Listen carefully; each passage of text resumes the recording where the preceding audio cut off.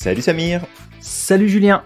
Salut à toi qui nous écoutes et bienvenue dans ce nouvel épisode de ce podcast La Systémique du Bonheur. On t'invite dès maintenant à liker, partager, surtout t'abonner et bien sûr commenter tout au long de ce podcast pour nous laisser savoir ce que tu penses, ce que tu tires peut-être comme inspiration, enseignement, prise de conscience des partages qu'on va te faire aujourd'hui et on te souhaite bien une belle écoute. Exactement. Alors Julien, aujourd'hui on parle de quoi ?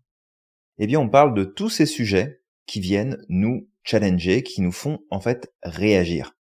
Et quand on dit ces sujets qui nous font réagir, eh bien on va aller explorer ensemble qu'est-ce qui fait que certaines personnes sont aussi virulentes sur certains sujets qui peuvent être très importants, mais qu'en fait cette virulence est contre-productive à la fois pour le message qu'ils défendent, mais aussi pour les personnes qui reçoivent ce message. Ouais. Alors virulence, c'est le mot bienveillant pour dire casse-bonbon, c'est ça ? Alors ça peut être ça, mais ça peut être aussi parfois un message violent dans sa forme, tout simplement. Ouais. Ça peut être une attitude déplacée, ça peut être des remarques, ça peut être vraiment plein de choses, mais où finalement il y a, et aujourd'hui c'est pas ça qui manque, les sujets qui sont chauds, on va dire. Et aujourd'hui il y a des défenseurs de différents sujets qui, en fait, quand on les observe, quand on les écoute, on peut avoir envie justement d'adhérer, de se dire effectivement c'est des points qui sont importants, mais les réactions qui sont derrière, les attitudes, la manière de communiquer est bien souvent malheureusement contre-productif. Et on va essayer de faire un petit tour finalement de ça et de voir comment toi qui nous écoutes, lorsque tu as besoin de faire passer un message, comment faire en sorte que ton message passe correctement, et quand tu entends justement des messages autour de toi, des sujets qui sont amenés de façon trop violente, trop intense, eh bien, comment est-ce que tu peux prendre du recul pour éviter toi-même de rentrer dans de la réaction pure face à l'inconfort que ça provoque ? Ouais, exactement. Alors peut-être dans un premier temps, avant de rentrer dans le vif du sujet, le truc intéressant, ce serait de comprendre c'est quoi les mécanismes psychologiques qui peuvent se cacher derrière ce genre de comportement. Je peux en amener quelques-uns. Parmi les mécanismes, ça peut être par exemple un sentiment d'urgence. Parce que parmi ces personnes justement qui sont assez virulentes, moi je pense aux activistes par exemple. Certains activistes justement qui sont capables de t'agresser si tu n'es pas engagé dans leur cause. C'est même limite parfois de te poser l'étiquette de criminel ou de mauvaise personne. Et ça peut venir d'un sentiment d'urgence par rapport à la cause qu'ils défendent. En fait, cette cause qu'ils défendent prend beaucoup de place, ça fait partie de leurs critères personnels. Et face à l'inaction, face à potentiellement aussi la situation qui est en train de se dégrader, ces personnes-là peuvent basculer dans ce qu'on peut appeler la polarité, dans un extrême, en pensant qu'en fait c'est par la force qu'on va réussir à changer les choses, et c'est exactement ce qui se passe avec les dictateurs en réalité. Tous les dictateurs avaient une vision au départ. Si on prend par exemple Hugo Chavez, au début il avait une vision noble, il avait une vision qui était là pour répondre à une injustice. Sauf que par la suite, il est tombé dans l'excès et il a été lui-même vecteur d'injustice. C'est la même chose avec Kadhafi. Kadhafi avait pour objectif de libérer l'Afrique et il était énormément apprécié par le peuple africain. Quand je dis le peuple africain, c'est les différents pays d'Afrique. Il voulait vraiment créer une union, etc. Et il a fait aussi de belles choses, Kadhafi. Mais, encore une fois, il a basculé dans la dictature à un moment ou l'autre parce que il y avait son idéal qui prenait beaucoup de place, peut-être qu'il y avait des freins, il y a des choses qui ont fait qu'à un moment ou l'autre ça a pris trop de place, il s'est laissé gouverner par ses besoins et il s'est passé ce qui s'est passé. Et c'est exactement ce qui se passe avec les activistes. Et on retrouve beaucoup ces problèmes actuellement, aussi bien chez les féministes, chez les mouvements masculinistes, alors ceux qui se disent, qui sont adeptes de l'alpha. Voilà, l'homme alpha. Voilà. Je ne pleure pas. Voilà. Donc, on le retrouve aussi chez les véganes, on le retrouve chez les écolos, on le retrouve chez les nationalistes aussi. Donc, on retrouve ça vraiment à énormément de niveaux. Et sauf que le truc qui est drôle, c'est que j'ai envie d'opposer deux choses qui sont contrastées et pourtant ils font exactement la même chose. Si on prend les identitaires et on prend les antiracistes, je parle vraiment des extrêmes, d'accord, de ceux qui sont dans l'extrême de leur combat. en fait, ils utilisent exactement les mêmes mécanismes tous les deux. Ils font exactement la même chose. Ils sont en train d'imposer, ils sont dans le rejet de l'autre. Donc en fait, tous les deux font la même chose. Ouais, tout à fait. Et tu vois, en t'écoutant, ça amène peut-être d'abord un des premiers mécanismes psychologiques qui se cache derrière justement ce militantisme qui peut, en fait, quelque part devenir agressif. Alors pas forcément agressif physiquement, mais ne serait-ce que dans sa forme, comment est-ce qu'il est amené, comment est-ce qu'il est proposé. Et c'est pas ça qui manque. Alors, je pense que les médias font aussi une sélection finalement des personnes qui vont faire venir sur les plateaux de radio, de télévision, dans les articles, où ils vont choisir des personnes qui sont qui vont facilement monter dans les tours et qui vont avoir des réactions intenses finalement, parce que j'ai rarement vu, ça veut pas dire qu'il y en a pas, hein, mais j'ai rarement vu des personnes qui militent pour une cause, qui défendent plus exactement une cause, et qui n'avaient pas de réaction intense, qui n'avaient pas de réaction où derrière on peut facilement leur mettre l'étiquette d'hystérique. Et je pense que quelque part, volontairement ou non, les médias font un choix de mettre en avant des personnes qui vont faire bouger et réagir l'audimat, parce que c'est ce qu'ils cherchent aussi, hein, c'est leur gagne-pain. Mais c'est pas forcément représentatif. Mais derrière, quand on regarde finalement ces personnes et leur manière de fonctionner, le premier point, moi, qui me vient, c'est l'attachement émotionnel.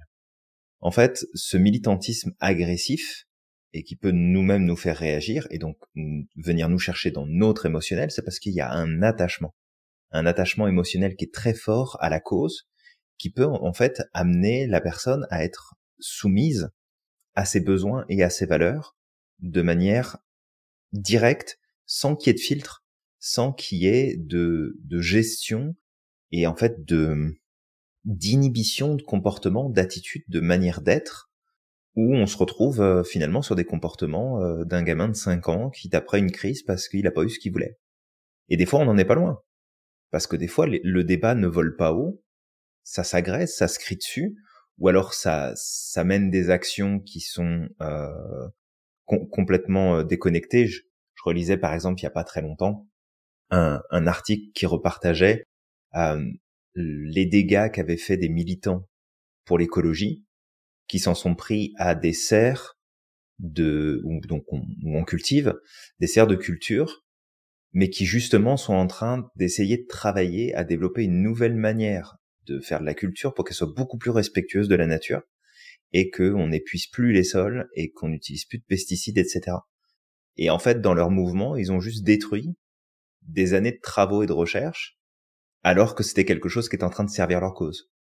Donc c'est aussi de voir que il y a cet attachement émotionnel qui peut les amener finalement à avoir des comportements, des attitudes qui ne sont pas qui sont inadaptés et surtout qui ne servent pas leur cause et qui va nous faire réagir, parce que quand tu te dis oui, il faudrait faire beaucoup plus attention à la nature, faudrait faire plus attention à ce qu'on mange, faudrait arrêter de décimer des espèces, faudrait arrêter de surproduire de la bouffe, etc. Ok, il n'y a pas de problème.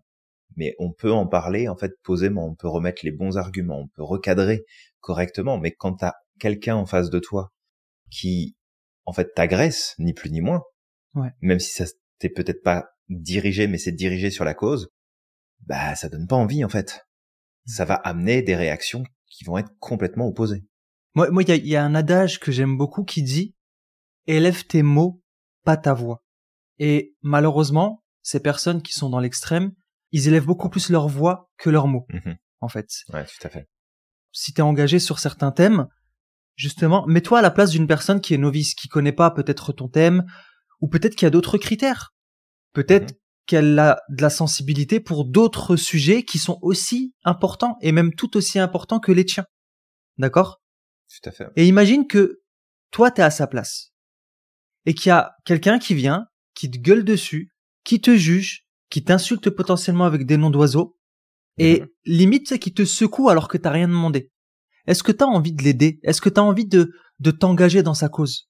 Il y a de fortes chances que non. Et c'est ça, en fait, c'est pas aidant. C'est pas aidant de rentrer là-dedans.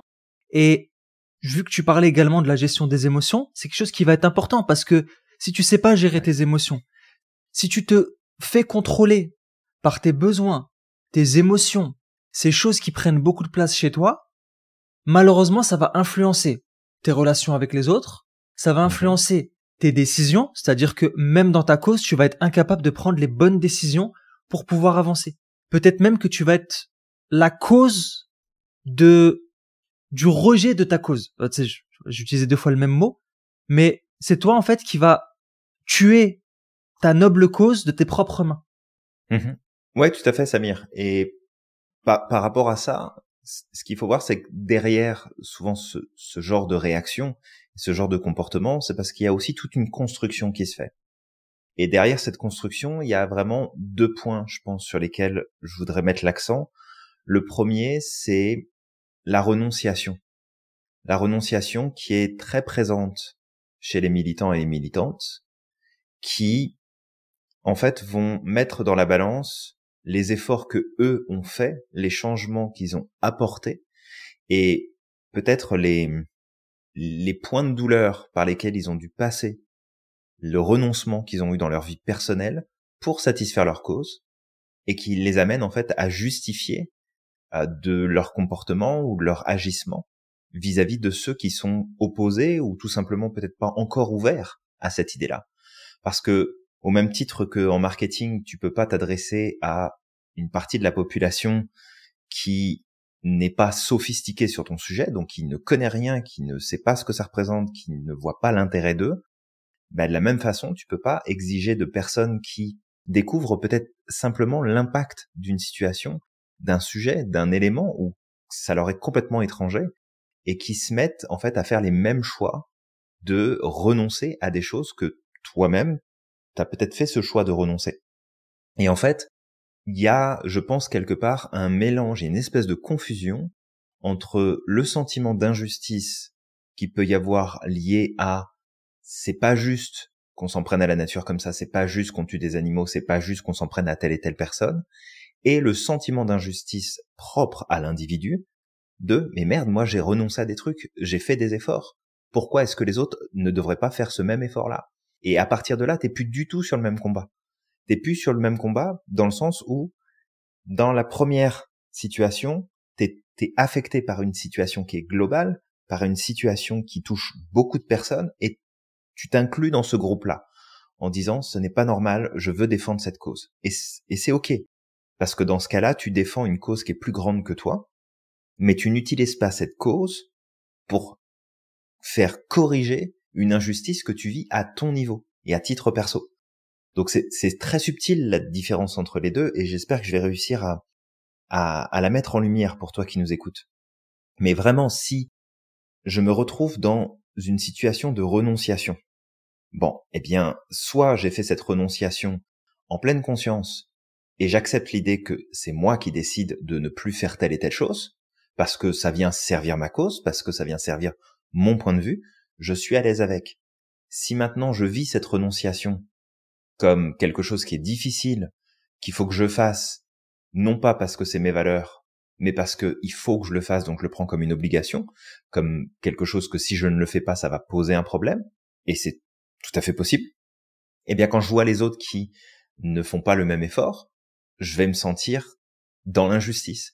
Et en fait, pour beaucoup, il y a certainement cet élément-là qui vient jouer et qui les pousse justement à rentrer dans cette réactivité, dans cette agressivité verbale, physique parfois, où finalement, c'est parce qu'ils sont pas au clair avec leur renoncement personnel. Moi, j'ai renoncé à manger de la viande depuis, je pense que ça doit faire 10 ans facile, presque. J'ai jamais fait chier une seule personne autour de moi parce qu'il est en train de manger un steak. Tu fais ce que tu veux. Si t'as envie de manger de la viande, mange de la viande. Voilà les raisons pour lesquelles je ne veux plus en manger. Parce qu'il y a la cause animale, parce qu'il y a la pollution, parce qu'il y a une mauvaise, à mon sens, utilisation des ressources alimentaires pour pouvoir produire de la viande à grande échelle. Donc ça m'intéresse pas. Je fais savoir mon point de vue. Mais jamais il me viendrait à l'idée de venir agresser quelqu'un au supermarché en faisant tomber ses courses, en foutant le feu à son caddie, parce qu'il va y avoir de la bidoche dedans. Et en fait, à partir du moment où tu as des comportements, des agissements ou une réaction intense, pose-toi la question, est-ce que tu es toujours en train de travailler à faire valoir ton point de vue et ta cause, ou est-ce que tu essayes de faire valoir l'injustice que tu ressens au fond de toi, que toi t'as fait les efforts, mais que les autres ne l'ont pas fait? Exactement, Julien. Il y a aussi un point qui revient souvent. Alors j'en ai parlé vite fait tout à l'heure. C'est le point des besoins. On a fait des podcasts sur ce sujet-là, mais je vais le rappeler. Un besoin identitaire qui n'est pas satisfait de façon, alors qu'il soit identitaire ou pas, mais un besoin, s'il n'est pas satisfait de façon positive, il va se satisfaire de façon négative derrière, de façon totalement inconsciente. J'aime bien donner l'exemple des enfants. Un enfant, il a fort besoin d'attention. S'il n'a pas son attention, qu'est-ce qu'il va faire? Il va commencer à se rouler par terre, il va commencer à crier, à faire du bruit, à casser des objets, juste pour avoir de l'attention, même si c'est négatif, même si ça implique qu'il va se faire engueuler ou disputer. Bah en fait, en tant qu'adulte, on fait exactement pareil. Si j'ai un fort besoin de liberté et que je ne le satisfais pas de façon positive, bah il va se satisfaire tout seul. Et ce besoin de liberté, bah, il va se satisfaire en faisant par exemple que ce qui me passe par la tête, en ayant des difficultés à m'engager dans un couple, par exemple, même en amitié, d'accord? Parce que à partir du moment où je vais me sentir comme pris au cou, bah c'est mort en fait. J'ai besoin de ma liberté, donc je m'en vais. J'ai un ami par exemple qui m'avait dit une fois que il avait un fort besoin de liberté et que pour lui, même il en avait envie, qu'il avait envie d'avoir des enfants, avoir des enfants c'était synonyme de mort. Parce qu'il va perdre sa liberté. Donc ça aussi c'est un point qui est important. Ces activistes, ces personnes qui sont hyper engagées, hyper dans l'extrême, ce qui arrive parfois c'est qu'ils se font comme dirigés par leurs besoins, et vu qu'ils prennent pas le temps de les satisfaire positivement, de poser des actions pour les remplir, bah qu'est-ce qui se passe? Leur système les amène à droite, à gauche, et ils partent dans les extrêmes. Et quand on est dans les extrêmes, malheureusement, ce qui se passe, c'est un point que j'arrête pas d'aborder en ce moment, parce que je trouve que c'est un point hyper important, mais ça c'est le sage qui est en moi qui amène cet élément-là, c'est que le monde est ultra nuancé. Et quand on est dans les extrêmes, on ne voit pas les nuances. On voit le noir ou le blanc. Et ce noir ou blanc, peu importe de quel côté on se situe, c'est un mensonge. Parce qu'en fait, il nous manque des éléments. Et quand on est dans la polarité, la binarité, bah qu'est-ce qui se passe? On est dans l'injustice. Et on est incapable d'avancer parce qu'on se freine nous-mêmes et on va être malveillant vis-à-vis des autres. Complètement. Et tu vois, par rapport à ce que tu disais là, Samir, j'ai du coup un autre point qui me vient. Un des points qui était important, c'était toute la construction identitaire qui se fait aussi autour du militantisme et des sujets qui sont amenés, où finalement, parfois, les personnes qui vont militer, qui vont être dans cette défense d'un sujet en particulier, et ça peut être une excellente chose, et il nous faut des personnes qui sont pleinement engagées pour défendre des causes, mais parfois ça peut les amener à utiliser finalement ces sujets-là et ce qu'ils font pour définir leur identité personnelle.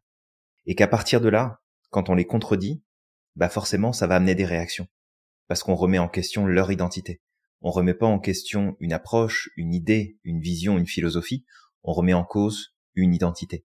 Et ça, c'est un risque qui est présent dans toutes les dynamiques finalement d'activisme, de militantisme, où tu peux être en lien avec un sujet fort, tu peux dire ce sujet-là me tient à cœur, c'est vraiment quelque chose qui compte pour moi, mais attention à ce que ça ne devienne pas ton identité, parce que tu es un individu qui défend une cause, mais tu n'es pas cette cause, et tu n'es pas cette vision, tu n'es pas cette philosophie, tu n'es pas cette manière de penser. Et qu'à partir de là, quand il y a cette confusion entre l'individu et la cause, eh bien c'est là où on va avoir des réactions qui sont intenses. Parce que quand tu dis à une personne, bah tu sais, tu ne devrais peut-être pas penser ça, ou je vois pas en quoi quand tu choisis ça, c'est une meilleure chose. En fait, à partir de là, la personne est plus capable de prendre du recul. Je reprends mon exemple. Combien de fois on m'a dit ouais, ben tu tiens pas compte des carottes, les pauvres écrits quand tu les coupes. Bon, ok, super l'humour à deux balles. Mais c'est de comprendre qu'il y a des gens qui vont réagir. Et il y en a d'autres qui vont pas réagir. Mais quand tu réagis fortement à ça, mais ça veut dire en fait que tu es en train de faire une confusion entre le sujet que tu défends et qui tu es toi. Tu n'es pas défini par les combats que tu mènes. Tu n'es pas défini par les sujets qui te tiennent à cœur. Tu vas être défini par l'image que tu as de toi-même, du rapport que tu entretiens avec toi-même, mais si c'est un rapport qui est dans la renonciation, qui est dans la souffrance, dans le négatif, dans l'attachement émotionnel, dans en fait, il faut que moi, avec ma personne, mon identité, je prenne de la place pour défendre telle cause parce que cette cause-là, c'est moi. Bon, bah non, ça ne marche pas. Tu peux pas faire ça. Enfin, tu peux pas. Si, tu peux. Mais ça va amener, en fait, des confusions énormes. Et derrière, ça va amener plein de troubles. Ça va amener de l'anxiété, ça va amener du stress, ça va amener des angoisses, ça va amener une désocialisation, ça va amener un isolement, ça va amener énormément de choses. Ouais. Et ça n'est pas bon du tout. Fait que de faire très attention à ça et de voir en fait que lorsqu'il y a, et toi qui nous écoutes, si jamais ça t'arrive de discuter avec d'autres personnes autour de toi et que parfois il y a des réactions qui sont intenses, rappelle-toi de ça. S'il y a une réaction qui est intense, c'est que la personne à qui tu t'adresses, toi tu penses réagir sur le sujet et débattre sur le sujet. Mais quand la personne réagit de manière aussi intense, c'est parce que tu es en train de toucher à son identité. Et ça peut être vraiment, vraiment problématique. Autant pour le débat que pour la personne elle-même qui finalement, je veux dire, quand tu parles d'un sujet, même si le sujet te touche, et t'as le droit d'être émotif par rapport à ce sujet. Je suis pas en train de dire qu'il faut être froid, qu'il faut être détaché. Tu peux avoir des émotions qui s'expriment. T'as le droit de ressentir tes émotions. T'as le droit de dire ça me met en colère. Mais c'est toute la suite de réactions qu'il va y avoir derrière et toute l'implication de réaction, d'agressivité qu'il peut y avoir. Ça, c'est le signe que, attention, t'es en train de confondre ton sujet avec qui tu es toi. Exact, ouais. Et tu vois, moi, ça me rappelle un point récemment. Déjà, en tant qu'hypersensible, forcément, les émotions prennent beaucoup plus de place. Donc, c'est important d'apprendre à les gérer. Heureusement que j'ai appris à le faire. Tu sais, c'est un truc qui a pris énormément d'ampleur. Là, récemment, quand j'ai appris justement que le Mali, bon, il y a eu un coup d'État, mais que derrière, en fait, t'entends des choses comme on va venir intervenir parce qu'il y a aussi nos intérêts. C'était comme, ouais, mais c'est bon, là, vous en avez pas marre, là. Enfin, laissez-les. Enfin, l'Afrique, elle a tellement de richesses, elle a tellement de ressources, même de créativité. Et elle pourrait apporter tellement aujourd'hui au monde si on la laissait avancer tranquillement. Et ça m'a comme, tu sais, c'est venu me chercher dans mes émotions et je suis rentré dans une espèce de colère pendant un moment. Et après, tu sais, je me suis calmé. Mais ça, c'est des sujets il y a peut-être quelques années, j'aurais peut-être pu rentrer dans cette espèce de, pas de militantisme, mais c'est comme, je serais rentré dans une espèce d'extrême, quasiment. Pourquoi? Parce que ça vient toucher quoi? Mes valeurs. Valeurs de bienveillance, valeurs de justice, valeurs de tolérance. Ça vient toucher mes valeurs. Donc, au travers de ce que je suis en train de dire, j'aimerais donner des éléments pour les personnes qui basculent justement dans cet extrême. Ce qui va être intéressant, ça va être d'apprendre à vous connaître. Quels sont vos critères? Quels sont vos déclencheurs émotionnels? Parce que très souvent, ça vient toucher à vos valeurs. Donc, c'est important aussi d'apprendre à connaître vos valeurs. Tout à fait. D'accord? Parce que ça prend énormément de place chez vous. Et comme tu l'as dit, Julien, comprendre que ton combat, c'est pas ton identité. Parce que tant que tu t'identifies à ce combat-là, bah malheureusement, c'est comme à chaque fois que quelqu'un va penser à ton opposé, tu vois, différemment de toi, tu vas te sentir comme en danger. Parce qu'on touche à ton identité. C'est comme si en fait on attentait à ta vie. Tout à fait, ouais. Donc ça, c'est important de le comprendre. Les combats, ça se change, ça évolue, on évolue également. Donc apprends à te différencier également de ça. Ça va être un point important. Et donc je reviens sur ce que j'ai dit. Apprends à connaître tes valeurs, apprends à connaître tes besoins, tes critères. Gère tes émotions. Parce que derrière, si tu ne sais pas les gérer, ça va te mener droit dans un mur. D'accord? Et tu nuis à ton combat. D'accord? Et pour apprendre à gérer ses émotions, c'est bien aussi de connaître quoi? Je l'ai dit, les déclencheurs émotionnels. Parce qu'on on fonctionne tous un peu différemment. Moi, je sais que chez moi, par exemple, c'est l'injustice. L'injustice, ça déclenche des émotions. C'est comme une cocotte minute qui est sous pression. Absolument. Tu vois? Donc ça, c'est des points importants pour toi qui tombent dans ces mécanismes-là. Julien, je sais pas, est-ce que tu as d'autres éléments à apporter aux personnes qui tombent dans ces mécanismes-là? Oui, bah en fait, tu l'as déjà évoqué, mais c'est ce côté de polarisation. Il y a une tendance justement quand on va pour défendre un point de vue à prendre un camp, parce que on n'aime pas trop les nuances, parce que c'est plus facile de voir les choses toutes blanches ou toutes noires, peu importe. Et en fait, c'est de réussir à naviguer dans les nuances parce qu'il y a des nuances. Effectivement, il y a plein de choses qui sont là. Tu parlais de la situation en Afrique et de ce qui est en train de se passer en ce moment. Et c'est sûr qu'on pourrait probablement se dire, prendre le raccourci, bah écoute, on leur fout la paix, on les laisse tranquilles, on les laisse avancer comme ils veulent. Il y a sûrement plein d'autres choses qui sont en jeu dont on n'a pas conscience, qu'on ne sait pas. Et je ne sais pas si on peut dire il faut ou il faut pas. En tout cas, moi, je ne prendrais pas cette liberté de dire il faut ou il faut pas. Ce que je vois, c'est oui, faire en sorte que chaque pays puisse prendre sa place et que chaque peuple puisse évoluer, grandir. Ça, c'est certain. Maintenant, j'en sais pas suffisamment moi de mon côté, mais ce que je vois, c'est que dans les réactions, en tout cas, justement au niveau de ces sujets-là, c'est des réactions de polarisation. C'est des réactions de radicalisation même parfois, et il faut y faire attention, parce que cette polarisation cognitive qui se produit, en fait, ça met dans un système de jugement, d'analyse et de compréhension qui est biaisé, justement, qui arrive pas à voir toute la carte, qui n'arrive pas à voir toute la situation et ce que ça peut impliquer, ce que ça peut amener. Et c'est normal d'avoir envie de satisfaire une quête de sens, parce que derrière du militantisme ou derrière de la défense d'un sujet, il y a une quête de sens qui est là. On s'investit pour une cause parce que elle a une valeur, parce qu'elle a une signification qui est supérieure, qui est plus importante. Mais comme tu l'as dit, la gestion de qu'est-ce que ça amène dans ton émotionnel, qu'est-ce que ça provoque, ça t'appartient. C'est à toi de le gérer. Et c'est valable autant pour celui ou celle qui a du militantisme, qui fait du militantisme, mais qui va aussi recevoir l'information. Et peut-être que toi qui nous écoutes, que tu sois d'un côté ou de l'autre, en fait, c'est exactement la même chose, parce que les surréactions qu'on te montre finalement dans les médias, parce que c'est ce qui va vendre le plus, hein, on va pas s'en cacher, ça va aussi servir à te faire réagir toi. Ouais. Mais si justement tu sors de la réaction et que tu reprends la maîtrise de qu'est-ce que ça t'amène, je te dis pas de devenir insensible et d'être complètement déconnecté de ce qui se passe autour. Tu restes sensible, tu restes connecté, tu restes touché, affecté, mais tu fais la part des choses. Parce que l'histoire nous l'a démontré, et elle nous le démontrera encore, ce n'est pas la première fois, et ça ne sera pas la dernière fois, qu'on utilise des vecteurs de réaction émotionnelle forte pour inciter l'opinion publique à aller dans un endroit ou un autre. C'est déjà arrivé, ça arrive encore, et ça continuera encore. Pendant le Deuxième Reich, hein. Oui, mais ça c'est même arrivé pas que là.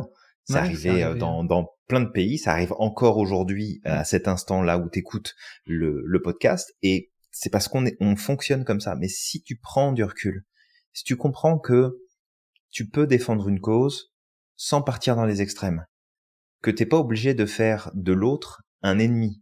Rappelle-toi de cet adage qui dit que il faut diviser pour mieux régner.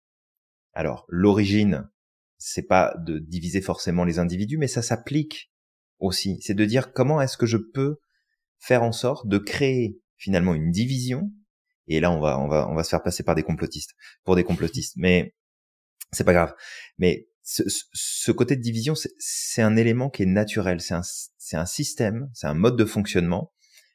On va faire un petit aparté rapide ici. En PNL, on a ce qu'on appelle des métaprogrammes. Les métaprogrammes, c'est différents programmes qu'on utilise pour percevoir et comprendre le monde. Dans ces programmes qui agissent souvent en nous, on a le principe de comparaison. Et on peut faire des comparaisons de différence et des comparaisons de ressemblance. Qu'on le veuille ou pas, on a un besoin d'appartenance. Si je n'arrive pas à me reconnaître dans des réactions extrêmes d'une personne ou d'un sujet, je vais avoir tendance à aller chercher qu'est-ce qui me ressemble, et que je le veuille ou pas, je vais partir à un extrême opposé. Donc on fait très attention à ça, parce qu'en fait, c'est là où il y a beaucoup de choses qui vont se produire. Et là, récemment, Samir, t'as fait une vidéo en réponse à des commentaires qui étaient passés sur un live de TikTok ou une vidéo, peut-être que tu avais faite. Ouais. Et ce positionnement-là mène toujours au même résultat. Ça mène à la haine, au jugement. Ouais, c'est ça. Ça amène à la ségrégation, ça amène aux attaques, ça amène à des horreurs en fait qu'on a déjà vues à plusieurs reprises dans l'histoire de l'humanité. Et en fait, je pense qu'on est suffisamment intelligent aujourd'hui, on a suffisamment d'informations à notre disposition pour qu'on prenne chacun le temps de travailler sur nos propres mécanismes, qu'on reprenne la maîtrise de ça pour justement qu'on ne tombe pas dans cette dynamique-là. Et c'est pas faire preuve de passivité, c'est faire preuve d'un minimum d'intelligence, de prendre du recul pour ne pas se laisser justement embarquer par ce qui est en train de se passer, de sortir de la réaction. On n'est pas des animaux, on est capable de prendre du recul. On a un cerveau qui nous permet de faire ça, ça serait bien qu'on commence à l'utiliser correctement. Exact, bah justement c'est drôle parce que c'est ce que je disais dans la vidéo sur TikTok. C'est que il y a eu un commentaire qui était hyper polarisé avec de la généralisation. J'ai voulu y répondre en disant bah écoute, ok, d'accord, je suis parti dans le sens de la personne, t'as tout à fait raison, ton point de vue est véridique, au même titre que les mécaniciens sont tous des escrocs, les politiciens sont tous des pourris. Enfin, je suis vraiment parti dans le truc.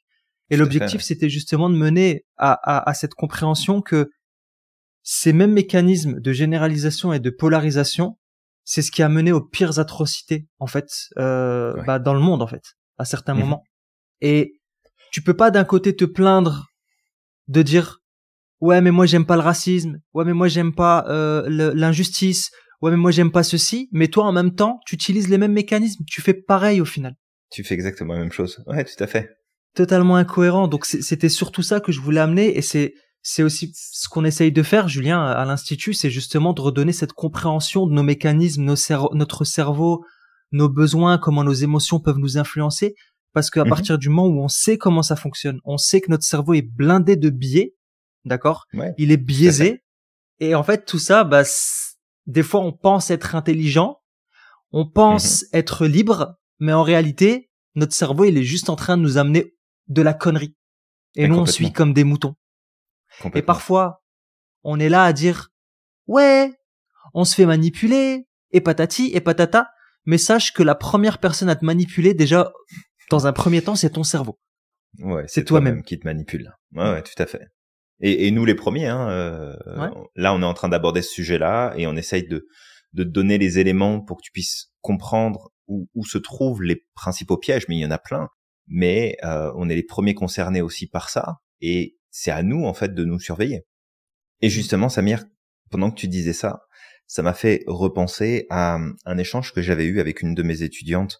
Je donne dans l'année des cours en lien avec les Master Business Administration, les MBA, et j'avais une de mes étudiantes qui avait un projet qui était de monter une librairie spécialisée pour les enfants de couleur, immigrés ou nés sur le territoire mais issus d'une famille de l'immigration, pour qu'ils puissent en fait s'identifier à des personnages de BD, à des histoires qui leur ressemblent.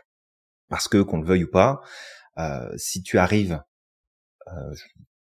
en Europe par exemple, ou même aux États-Unis, et que tu veux donner des points de référence à tes enfants, qu'on le veuille ou pas, la majorité des personnages ils sont blancs, la majorité des personnages ils sont européens ou américanisés, et il n'y a pas forcément de représentation, si tu veux, de tes origines à toi, ce qui peut être important pour que tu puisses te reconnaître. Et je me souviens, je fais un petit écart, mais j'ai la pensée en arborescence là tout de suite, mais je me souviens de cette vidéo que moi j'ai trouvé terrible, où finalement on avait donné des poupées à des enfants, et les enfants choisissaient systématiquement les poupées blanches, même s'il y avait des poupées noires qui étaient disponibles.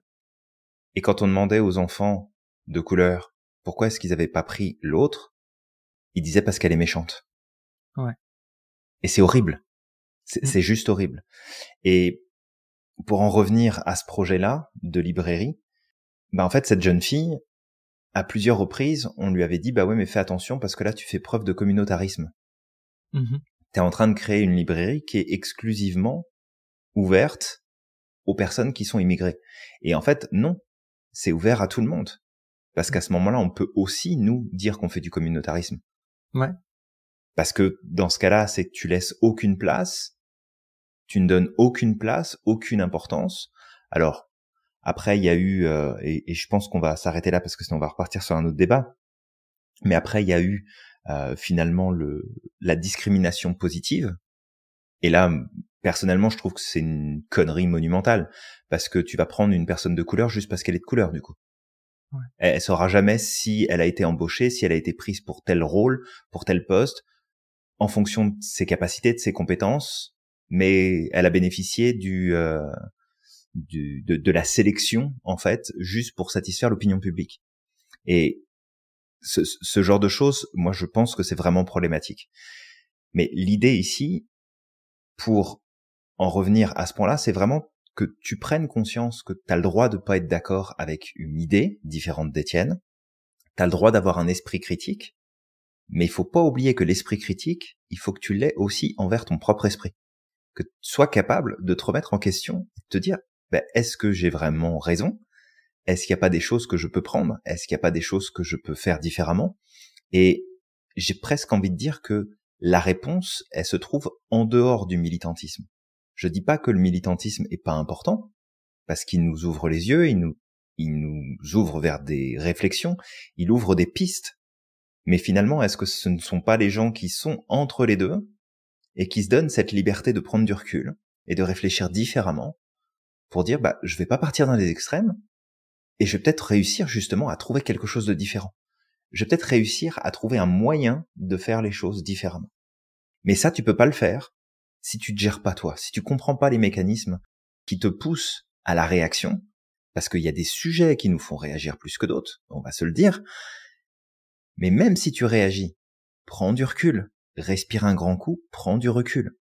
Parce que sinon, en fait, c'est pas toi qui décides, ce sont tes émotions qui décident à ta place. Ce ne sont plus tes choix, ce ne sont plus tes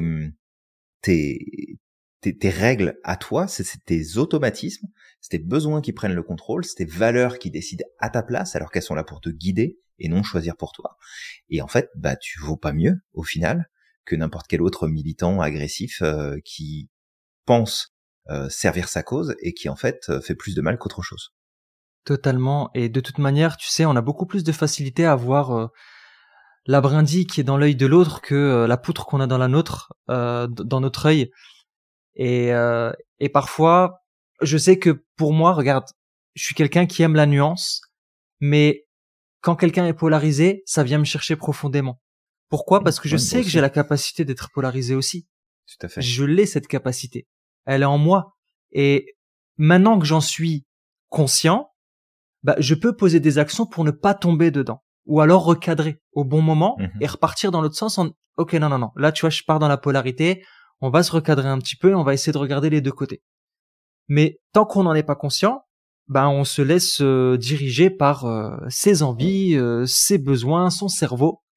Ouais. Et parfois, si quelque chose te dérange, pose-toi aussi cette question de te dire pourquoi qu'est-ce qui fait que ça me dérange? Est-ce que au final, ce comportement n'est pas présent aussi chez moi? Et en fait, peut-être que je fais la même chose aussi, à certains moments, sans m'en rendre compte. Ouais, tout à fait. Et en fait, ce que j'aimerais peut-être rajouter par rapport à tout ça, c'est que on n'est pas en train de dire qu'il faut pas militer, qu'il faut pas défendre des sujets, encore une fois.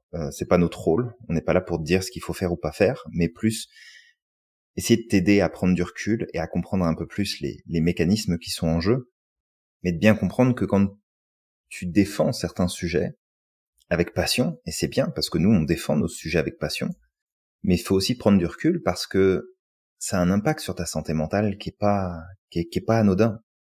Quand tu vas défendre des points de vue, quand tu vas aller au combat pour certains éléments, et parfois il faut aller au combat, mais ça peut entraîner un stress émotionnel super important.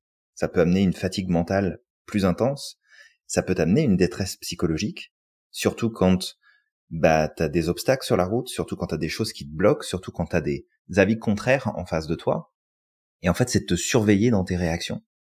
Parce que plus tu vas être fatigué, plus tu vas être renfermé sur toi, plus tu vas être stressé, tendu, plus tu vas devenir polarisé, plus tu vas être dans tes mécanismes de défense, et plus en fait tu vas prendre de mauvaises décisions, tu vas communiquer inefficacement, négativement, tu vas desservir ta cause, et ça va en fait poser de plus en plus de problèmes. Donc ça passe vraiment, je le crois, puis je pense que Samir, tu t'es d'accord avec ça, tu me corriges si c'est pas le cas, mais que ça commence en fait par soi, ça commence par nous. Non, je suis pas d'accord. Ajuste-toi. Non, t'es pas d'accord, mais t'as le droit de pas être d'accord. Non, faut commencer par les autres. D'abord, on va balayer chez le voisin, et puis après, on vient balayer chez soi. Et je plaisante. Mais non, on n'a pas besoin de balayer chez soi, voyons, c'est propre. Bah oui, bien sûr. Là, exactement, Julien. Tout commence par soi, c'est clair. Donc c'est ça, et peu importe les sujets qui viennent te chercher, t'es peut-être pas militantiste, et c'est ok. T'as peut-être pas de sujet à défendre, et tu mènes peut-être ta vie juste de manière cool, et puis tu t'engages dans rien de particulier, et t'as le droit.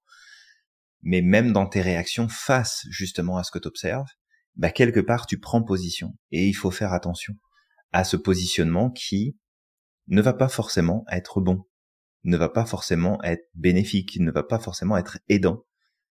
Parce qu'on a très vite fait de se laisser embarquer par nos biais psychologiques, nos biais de fonctionnement. On est tous à la même enseigne. Mais en prenant du recul et en travaillant sur toi, bah tu vas pouvoir contribuer à bâtir un monde meilleur. Ça, c'est sûr. Clairement, ouais. Clairement. De toute manière, on le dit souvent, hein. On peut pas aimer les autres tant qu'on s'aime pas soi-même. En tout cas, on peut pas les aimer de façon saine. D'accord? On peut les aimer d'une certaine manière, mais peut-être pas de la bonne manière. On peut pas comprendre les autres si on ne se comprend pas soi-même. On peut pas être tolérant avec les autres si on n'est pas tolérant avec soi-même. Donc en fait, tout commence par soi. C'est quelque chose que, en fait, ça va commencer par une intégration de ces principes-là. Si tu n'intègres pas ces principes, que tu les incarnes pas, que tu les as pas vécus, comment peux-tu, toi, le faire avec les autres? C'est pas possible. Ouais. C'est pas possible. Si tu sais pas te respecter, comment vas-tu respecter les autres? Je veux dire, la seule personne avec qui tu vis en permanence H24, c'est toi-même. Donc si déjà toi tu sais pas te respecter, je te laisse imaginer les gens que tu croises au quotidien, tu vois. Tout à fait. Tout à fait. Est-ce que Julien, on peut donner aussi des conseils pour les autres, ceux qui vivent cette agression en quelque sorte à l'extérieur? Qu'est-ce qu'ils pourraient adopter comme stratégie? Bah, comme je disais tout à l'heure, peut-être déjà de mettre ça comme une clé de lecture systématique. Quand il y a des réactions fortes comme ça, c'est parce que ça vient toucher l'identité de la personne, ça vient toucher des croyances très profondes, et on est sur des réactions, des automatismes de défense. Donc d'essayer d'avoir un maximum de compassion, d'empathie, non pas pour tolérer les choses qui ne devraient pas être tolérées, mais prendre du recul pour pas juger l'individu par rapport à ses comportements, de juger les comportements, de dire ça, il faut pas le faire, ça c'est pas bon, ça c'est une mauvaise chose, ça c'est un acte qui ne devrait pas être posé, mais de comprendre la structure qu'il y a derrière. Parce que sinon, c'est toujours facile de punir la personne pour les comportements qu'elle a eus, dans l'espoir que ça va régler le problème. Mais ça réglera pas le problème. Si tu comprends, par contre, l'origine de ces comportements, qu'est-ce qui soutient ces comportements, qu'est-ce qui a été touché, et que tu le reconnais, là c'est plus facile. C'est plus facile d'amener des changements, c'est plus facile d'amener des transformations plus profondes, que ce soit au niveau de l'individu ou au niveau de la société elle-même. Donc déjà de faire attention à ça. Surveiller tes propres réactions. Quand tu réagis face à quelque chose, c'est parce que ça vient challenger, chatouiller tes valeurs, tes besoins, tes critères personnels, tes croyances personnelles.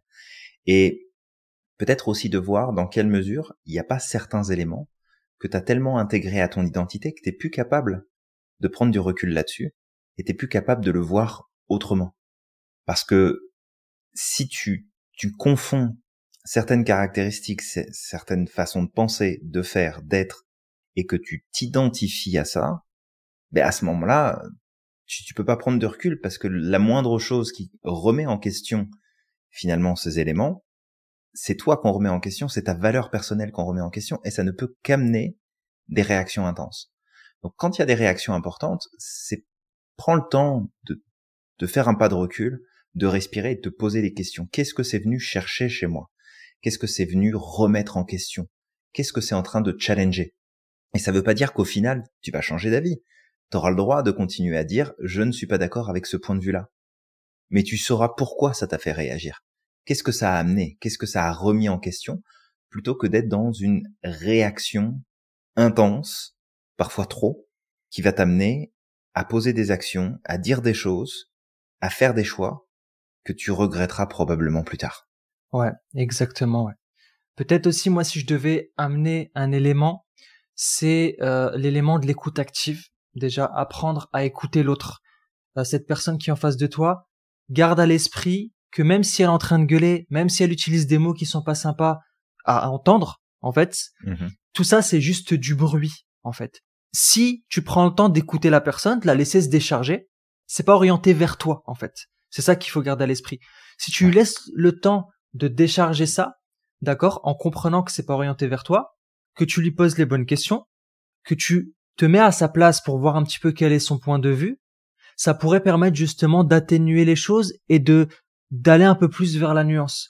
Parce que cette personne en face de toi, elle est dans la réaction, d'accord? Si toi aussi tu rentres dans la réaction, ça va faire un dialogue de sourds. Ça va mener à un dialogue de sourds. Donc, à prendre du recul sur ça, t'élever, prendre de la hauteur, laisser la personne parler en comprenant que c'est pas orienté vers toi, écouter, poser les bonnes questions, c'est ce qui pourrait aussi permettre, toi, de t'enrichir, d'enrichir ta carte du monde, parce que peut-être qu'il te manque aussi des éléments, et aussi peut-être d'aider la personne, parce que cette personne-là, une fois qu'elle va se décharger, il est possible, pas toujours, d'accord, qu'elle va être dans une position, elle va être beaucoup plus enclin à discuter. Il y a un des trucs qui peut pousser les gens à justement se braquer, c'est ce sentiment de ne pas se sentir compris et d'être rejeté. Si la personne se sent qu'elle a un espace d'échange safe avec toi, à ce moment-là, elle va pouvoir discuter de la meilleure manière avec toi parce qu'elle sait que quoi qu'elle va dire, tu vas pas la juger. Tu vas essayer de la comprendre. Et si cette confiance est installée, elle va également, pas dans tous les cas, mais il y a des chances que certains d'entre eux auront cette capacité justement à se remettre en question et à t'écouter aussi, pour enrichir eux-mêmes leur carte du monde. Donc, développer des compétences d'écoute active et de communication, ça va être des choses qui vont être hyper importantes. Complètement. Peut-être en plus, parmi les compétences de communication que tu peux développer, tu peux par exemple te renseigner sur les approches de communication non violente. Ça peut t'aider, d'accord? Sinon, la PNL apporte énormément d'éléments en termes de communication, d'accord? Parce que la PNL est très utilisée dans le domaine de la communication pour apprendre à te synchroniser à l'autre, pour apprendre à développer ton écoute active. Tout ça, on l'apprend en fait dans la PNL. Ouais, tout à fait. Et tu l'évoquais déjà tout à l'heure, donc je sais pas si c'est nécessaire de revenir dessus, mais apprends à gérer tes émotions, apprends à reconnaître tes valeurs, tes besoins, puis surtout les utiliser de la bonne façon. Ouais, exactement. Et peut-être le dernier point, pour que tu sois moins en réaction par rapport aux messages que tu peux recevoir autour de toi, c'est sur cette notion de renonciation que j'évoquais tout à l'heure. Si tu as renoncé à certaines choses dans ta vie, personnelle ou professionnelle, pour satisfaire ta cause, pour répondre à ton besoin d'équilibre vis-à-vis de ta cause, assume cette renonciation. C'est un choix que tu fais personnellement. Tu ne choisis pas pour les autres, tu as choisi pour toi, tu as choisi pour que ça puisse faire écho et que ce soit écologique vis-à-vis de ta vision du monde, donc sois respectueux de ta carte du monde, mais il faut pas que ta renonciation soit une source de souffrance parce que tu la mets en termes d'attente de la part des autres. Et en fait, cette notion de renonciation, elle peut être applicable pour tout. Parce que là, on a la renonciation, mais le fait de faire des choses dans ton quotidien sans forcément renoncer, bah, si tu mets des attentes à ce que les autres fassent exactement comme toi parce que tu penses que c'est la meilleure chose à faire, t'as pas fini d'être frustré. Si tu attends de la part des autres ce que tu penses être toi le plus juste, t'as pas fini d'être frustré.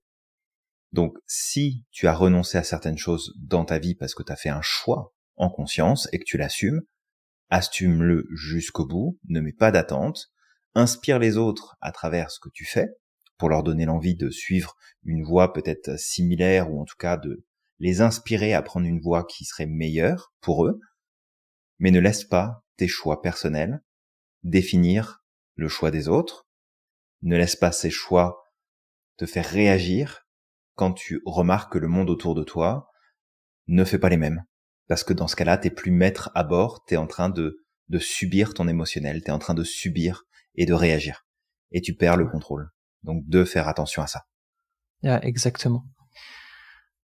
Bah merci Julien justement pour ces derniers partages que tu as amenés. Avec plaisir. On pourrait en parler pendant des heures. Hein. Moi, c'est un sujet justement qui me touche parce que j'ai des fortes valeurs de bienveillance et de tolérance. Et c'est sûr que si je pouvais créer autour de moi un espace harmonieux où les gens pouvaient s'entendre malgré leurs différences, où ils pourraient apprendre à s'écouter plutôt que de se gueuler dessus, bah je pense que ce serait beaucoup plus constructif pour aller vers un monde meilleur.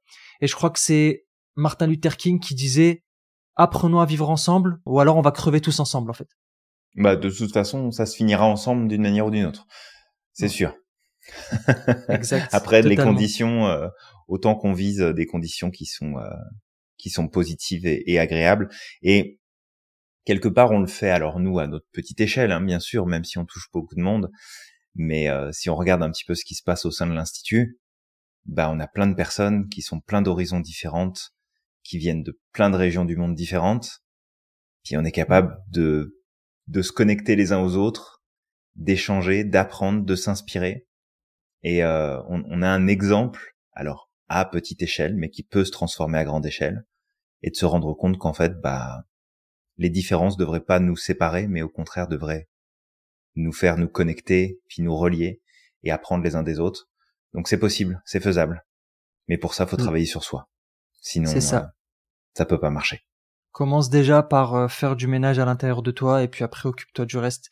C'est comme on disait Julien, on a beau se dire ouais mais c'est triste qu'à l'autre bout du monde il y a des gens qui meurent de faim. Alors c'est vrai, d'accord. Bien sûr, mais c'est à l'autre bout du monde. Si tu peux aider au travers d'ONG, fais-le. Il y a pas de souci. Mais pense déjà aux personnes qui sont peut-être au pied de ta porte et qui eux aussi n'ont rien à manger. Ou eux, tu peux aller leur parler. Tu peux leur donner de ton soutien. Et si chaque individu s'occupait de sa zone, vraiment l'endroit dans lequel il vit, là où il peut avoir un impact direct, ben en fait le monde serait meilleur, d'accord ? Tout à fait. Donc on peut le faire tous ensemble. Mais comme tu dis Julien, travaillons d'abord sur nous-mêmes. Justement Julien, bah peut-être qu'on pourrait faire un parallèle avec ce qu'on propose. Sache qu'en ce moment est disponible notre coaching de 7 jours offert. Donc tu peux t'y inscrire. Je mettrai le lien en description de ce podcast, d'accord ? Ouais. Et aussi, ben, pour ceux qui le souhaitent, alors dans ce 7 jours de coaching offert, il y a énormément de valeur. Tu vas pouvoir avancer un maximum sur ta compréhension de toi-même et c'est pas parce que c'est offert qu'il n'y a pas de valeur. Honnêtement, ce genre de programme-là, si tu vas voir d'autres personnes, ça coûte bonbon. Ouais. Et là, on a vraiment fait en sorte de le rendre accessible au plus grand nombre, d'apporter énormément de choses. Donc, serre-toi, c'est offert, profite-en. C'est ça. Et la seule chose qu'on te demande et qu'on attend de toi, c'est de l'engagement. C'est vraiment que tu t'investis pleinement. C'est ça notre monnaie d'échange. C'est que tu t'investis pleinement et qu'à la fin, tu ressortes avec quelque chose de bénéfique et que tu puisses avancer de la meilleure des manières. Après, pour les autres, ceux qui ont vraiment envie d'aller beaucoup plus loin, d'accord, qui se rendent compte qu'ils ont envie de travailler sur leurs émotions, sur leurs besoins, sur la connaissance de soi, sur les croyances limitantes, et plein d'autres choses. Là, on a remis en place notre coaching d'1 an, notre coaching de groupe. Avec une belle évolution en plus. Ouais, une très belle évolution avec plusieurs niveaux de coaching. Donc ça, encore une fois, tu trouveras les informations dans la description de ce podcast. Si tu as des questions par rapport à ça, on se fera un plaisir de t'y répondre. Exact. Alors avec tout ça, tout ce que tu as entre les mains maintenant, et on l'espère un peu plus de compréhension de ce qui se passe dans notre petite tête par rapport à tous ces messages qui viennent nous chercher et que parfois on transmet nous-mêmes, eh bien on va t'inviter à liker, à commenter, à partager ce podcast, le faire passer autour de toi pour que d'autres personnes puissent s'inspirer aussi avec l'un de nos 125 épisodes, puisque c'est le 125e. Totalement. Donc partage un max, on compte sur toi. Et puis avec tout ça, Samir, Je vais t'inviter à croire au maximum en ton potentiel et d'être extraordinaire chaque jour. N'oublie pas à quel point tu es magique et que tu as le pouvoir de réaliser absolument tout ce que tu souhaites. Et on te dit à la prochaine.